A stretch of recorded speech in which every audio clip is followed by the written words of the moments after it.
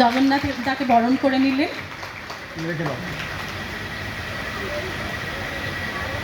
এবার দিদির পালা।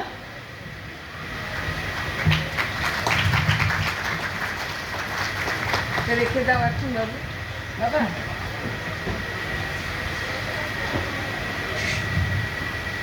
শুরু হচ্ছে আমাদের অনুষ্ঠান। এখন দেখলাম সবাই সেন্ট্রাল গভর্নমেন্টের মানুষ, সবাই আমার মতো ট্রান্সফার হয়েছেন, আবার এসছেন পরে লাস্ট পোস্টিং কার এখানে, খুবই ভালো লাগছে এসে। আচ্ছা উনি এটা নিশ্চয়ই সিজিএইচএসের আন্ডারে? হ্যাঁ, আর আমি তো সেন্ট্রাল গভর্নমেন্টের মানুষের ঘর করলাম সে আজ 52 বছর ধরে, কাজে এটা আমারও বাড়ি। এখানে এসে অনেকের সঙ্গে নতুন করে আলাপ হলো।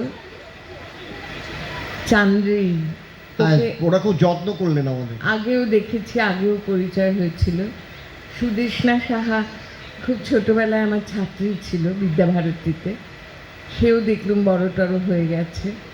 ভালোই লাগে এখন এই ধরনের জায়গায় এলে মনে হয় একটা আত্মীয় সভায় এসেছি। তা আমরা ওই নজরুল এবং রবীন্দ্রনাথের কিছু লেখা সাজিয়ে এনেছি আপনাদের জন্য। নজরুলের লেখা একটি পড়ছে, শুনুন। উর্মির নির্দেশ দিয়েছেন আমাকে যে নজরুল দিয়ে শুরু করো। তোমার বাণীরে করিনি গ্রহণ, ক্ষমা করো হজরত, ভুলিয়া গিয়েছি তব আদর্শ, তোমার দেখানো পথ, ক্ষমা করো হজরত, বিলাস বিভব দলিয়াছ পায়ে ধুলি সম তুমি প্রভু, তুমি চাও নাই আমরা হইব বাদশাহ নবাব কভু। এই ধরনের ধনসম্ভার সকলের তাহে সম অধিকার, তুমি বলেছিলে ধরণীতে সবে সমান পুত্রবৎ, ক্ষমা করো হজরত, তোমার ধর্মে অবিশ্বাসীরে তুমি ঘৃণা নাহি করে আপনি তাদের করিয়াছ সেবা ঠাঁই দিয়ে নিজ ঘরে।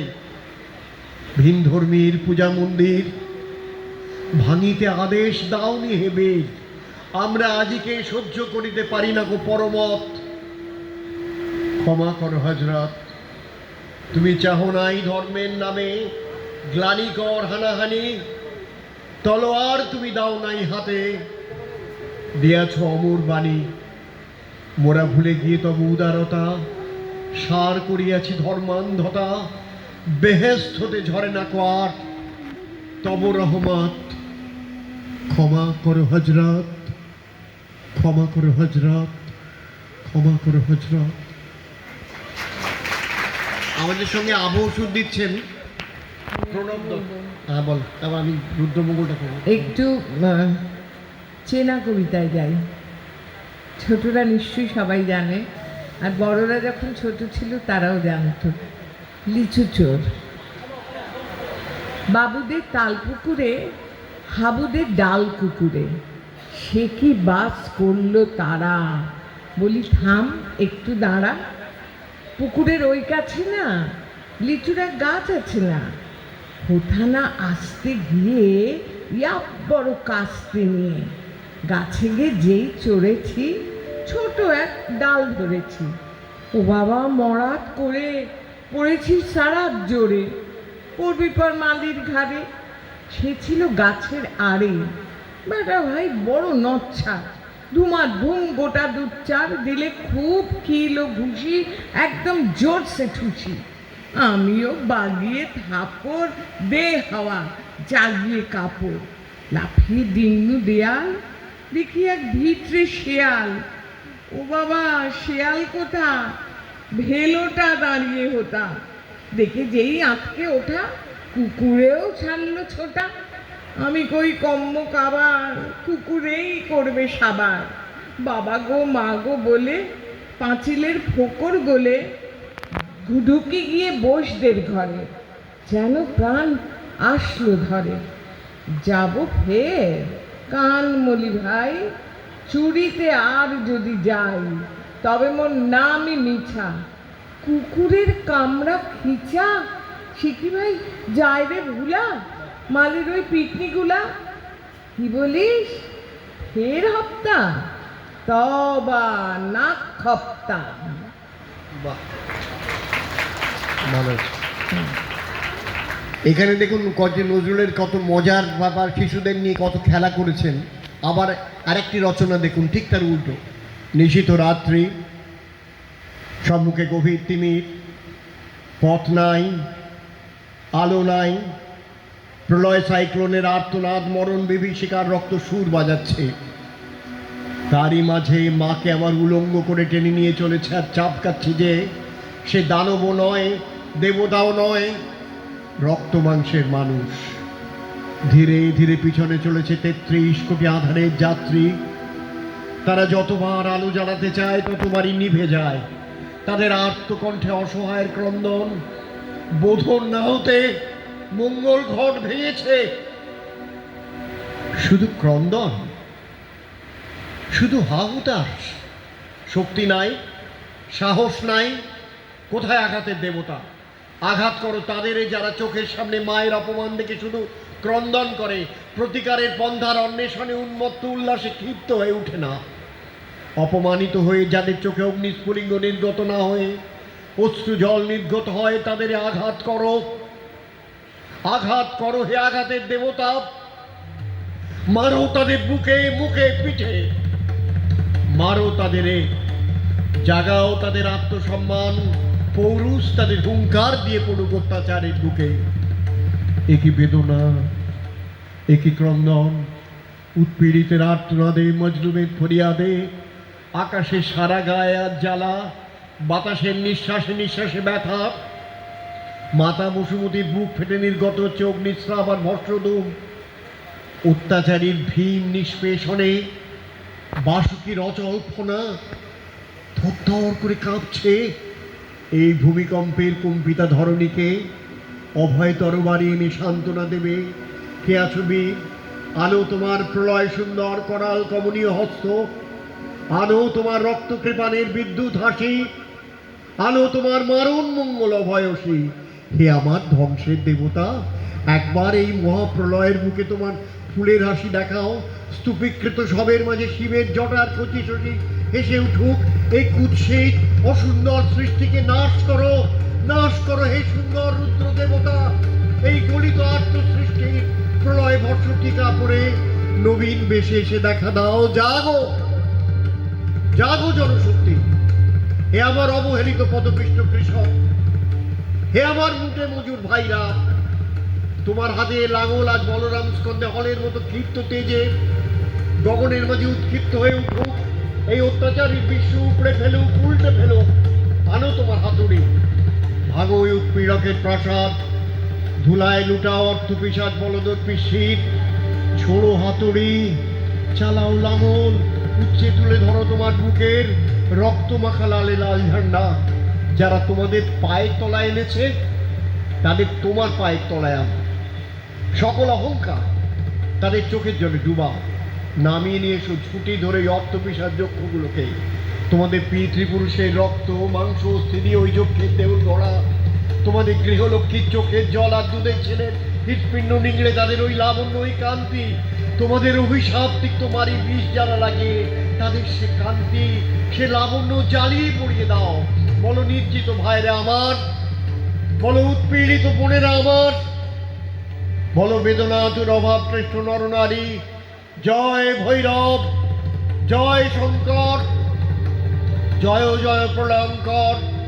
শঙ্কর, শঙ্কর, মারো তোমার ত্রিশূল ছুঁড়ে, দুলাও তোমার সর্বনাশের ঝান্ডা। কে আছো ভৈরবপন্থী নরনারী? হাঁকো জয় ভৈরব, জয় শঙ্কর, জয় জয় প্রলয়ঙ্কর। শঙ্কর, শঙ্কর। আমার আয়ার মুখে শুনলাম তুমি নাকি সারাদিন কিছু খাওনি। কেঁদো না নীলু, কেঁদো না, কেঁদো না। আজ কতক্ষণ তোমায় দেখিনি বলো তো? এই দেখো তোমার জন্য লাবার নাম ফুলের গুচ্ছ এনেছি। দেখো, মনে মনে নিশ্চয়ই জানো সকালে কাজের চাপে আমায় তাড়াতাড়ি বেরিয়ে যেতে হয়েছিল। তুই বিশ্বাস করো নীলু, আমার কোনো দোষ ছিল না এতে। অত নিষ্ঠা করে কি করে জানবো আমার কে সেদিন আছে? দিনের কথা হিসেব করে কি লাভ বলো তো? তুমি তো আমার সেই নীলুই আছো। আজ যে আমার সফলতাতেই বড় ভয় করে গো। জোর পাই না যে মনে। অল্প একটু ভয় করতে ভালো লাগে, নাকি কোটা দিয়ে আমাকে উস্কে দিতে চাও? এই চাতুরি কিন্তু মেয়েদের স্বভাব সিদ্ধ। আর ভুলে যাওয়া বুঝি পুরুষের স্বভাব সিদ্ধ নয়? বলতে ফুরসত দাও কই? বলো না তো সব কথা। ওরা বিধাতার অভিশাপে লম্বা ফুরসত দিয়েছে। উল্টো বললে সখী, সুখের দিনে ভোলা যায়, ব্যথার দিনে নয়। তুমি সত্যি করে বলো, আজ সকালে তুমি ভুলে চলে যাওনি? হ্যাঁ, কি যে বলো তুমি? হ্যাঁ, আমাকে চলে যেতে হয়েছিল বটে, কিন্তু যতক্ষণ না ফিরছি মনে কোনো স্বস্তি ছিল না। ও মা, এ কেমন করে বসেছো তুমি? পা দুটো ভালো করে তুলে একটু আরাম করে বিছানায় বসো। বেরিয়ে দিতে চাও, পাছে আমি পালাই? হ্যাঁ, দিতে চাই। জন্মে মরণে পা দুখানি নিঃসন্দেহে রইল আমার কাছে বাঁধা। সরলা, সরলা, আজ কি ব্যাপার বলো তো? না, ব্যাপারটা কি? তুমি নিরুকে ওষুধ দাওনি আজ, সারাদিন ওকে কিছু খেতে দেওয়া হয়নি, ব্যাপারটা কি? ওকে বকছো কেন? না, বকবে না। ওর দোষ কি? আমি তো ইচ্ছে করে খাইনি, আমাকে বকো তুমি? সরলা, সরলা, তুমি যাও তো, যাও। মিচমিচি দাঁড়িয়ে দাঁড়িয়ে বকুনি খেও না, যাও তুমি। না না, যাবে কি? ওষুধ বের করে দিই, হরলিক্স নিয়ে আসুন। সমস্ত দিন মালিক কাজে খাটিয়ে মারো ওকে, তার উপরে নার্সেরটা তো পারবে কেন? তোমার একটু দয়া হয় না ওর ওপর? ওকে আয়াই পারবে। তুমি যাও তো সরলা, তুমি, আমি বলছি তুমি যাও। শোনো না, এদিকে ফেরো, হ্যাঁ হ্যাঁ হ্যাঁ। ঠিক করে বসো। আচ্ছা, আজ তুমি খুব ভোরে উঠেছিলে, যেমন আমরা আগে আগে উঠতাম? হ্যাঁ, উঠেছিল। ঘড়িতে কথা বলো ওখানে। তেমনি অ্যালার্ম দেওয়া ছিল? হ্যাঁ, ছিল বলছি। সেই নিম গাছতলায়, সেই কাটা গাছের গুঁড়ি, তার উপরে চায়ের সরঞ্জাম, সব ঠিকঠাক রেখেছিল বাক্স? হ্যাঁ, রেখেছিল। নইলে নালিশ রুজু করতুম তোমার আদালতে। দুটো চৌকি পাতা ছিল? হ্যাঁ, পাতা ছিল সেই আগেকার মতো। আর ছিল সেই নীল পাট দেয়া বাসন্তী রঙের চায়ের সরঞ্জাম, রূপোর দুধের জাগ, সাদা পাথরের ছোট বাড়িতে চিনি, আর ড্রাগনকা জাপানি ট্রে। অন্য চৌকিটা খালি রাখলে কেন? আরে, ইচ্ছে করে কি রেখেছি? আকাশের তারাগুলি গোনাগুন্তি ছিল ঠিকই, কেবল শুক্লপক্ষের চাঁদ রইল দিগন্তের বাইরে। সুযোগ থাকলে তাকেও আনতেন ভোরে। সরলাকে কেন ডাকো না তোমার চায়ের টেবিলে? এর উত্তরে বললেই হতো, তোমার আসনে আর কাউকে ডাকতে মন চায় না। কিন্তু সত্যি কথাটা হচ্ছে এই, সকালবেলায় বোধহয় সে জপটপ কিছু করে। আমার মতো ভজন পূজনীর মেচ্ছ তো সে নয়। চা খাবার পর আজ বুঝি তাকে নিয়ে অর্কিড ঘরে গিয়েছিলে? হ্যাঁ, কিছু কাজ ছিল, ওকে বুঝিয়ে দিয়ে ছুটতে হলো দোকানে। আচ্ছা, অনেকদিন ধরেই ভাবছি তোমাকে একটা কথা বলবো। রমেনের সঙ্গে সরলার বিয়ে দাও না কেন? ঘটকালি কি আমার ব্যবসা নেই? ঠাট্টা নয়, বিয়ে তো করতেই হবে। রমেনের মতো পাত্র পাবে কোথায়? পাত্র আছে একদিকে, পাত্রী আছে আর একদিকে, কিন্তু মাঝখানে মন আছে কিনা সে খবর কি রাখো? আমার তো মনে হয় যে একটা বড় খটকা আছে। আসল কথা তোমার ইচ্ছে নয় বিয়েটা ঘর। এতক্ষণে বলেছো ঠিক। কি বললে? হ্যাঁ, আহ, ও কি হল? আহ, আহ, কে তো তোমার ডাক্তারে বেড়ে গেল নাকি? না, কিচ্ছু হয়নি, কিচ্ছু হয়নি। আমার জন্য অত ব্যস্ত হতে হবে না তোমাকে। আমাদের বিয়ের পরে ওই অর্কিড গাছে প্রথম পত্তন, তারপরে দিনে দিনে আমরা দুজনে ওটাকে সাজিয়ে তুলেছি। ওটাকে নষ্ট করতে তোমার মনে একটু লাগে না? সরলা কি জানে? সরলা কি জানে ফুলের বাগানে? বলো কি তুমি? সরলা জানে না যে মেসোমশাইয়ের ঘরে আমি মানুষ, তিনি সরলার জ্যাঠামশাই। আর তুমি জানো যে তারই বাগানে আমার হাতে করি। তিনি বলতেন তার সব কাজে সরলা ছিল তার সঙ্গিনী। আর তুমি ছিলে সঙ্গী। কি আশ্চর্য! আর এমনইও মেয়ের পর যে সেই বাগানেই তোমার মেসোমশাই সর্বনাশ হয়ে গেল। আমার তো তাই ভয় করে। অলক্ষণে মেয়ে, মাছের মতো কপাল, ঘোড়ার মতো লাফিয়ে লাফিয়ে চলে। মেয়ে মানুষের পুরুষালী বুদ্ধি ভালো